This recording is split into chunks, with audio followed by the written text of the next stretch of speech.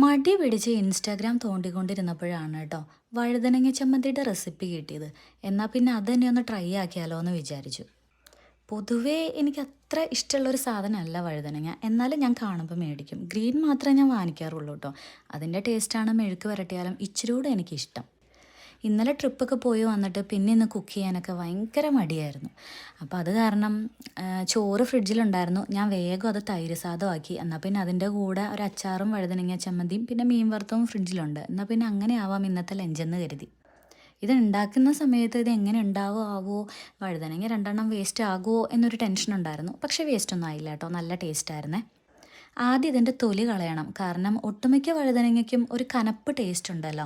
അത് പച്ച ആയാലും വയലറ്റ് ആയാലും കനപ്പ് ടേസ്റ്റ് ഉണ്ട് എന്നാണ് എനിക്ക് തോന്നുന്നത്. അപ്പം ഞാൻ തൊലി നന്നായിട്ട് ചീകി കളഞ്ഞതിന് ശേഷം ഇതുപോലെ റൗണ്ടാക്കി അരിഞ്ഞിട്ടുണ്ട്.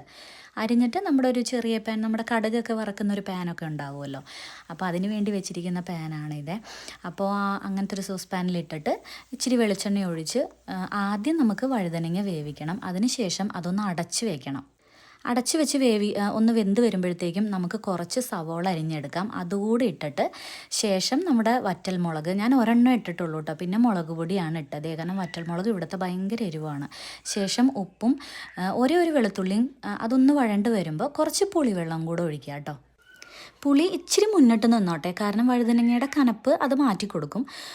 അതെ, ഈ ഒരു പരുവത്തിലും നമുക്ക് കഴിക്കാമെന്നാണ് എനിക്ക് കണ്ടപ്പോൾ തോന്നിയത്. എന്നാലും ഞാൻ മിക്സിയിലൊന്ന് ക്രഷ് ചെയ്തെടുത്തു.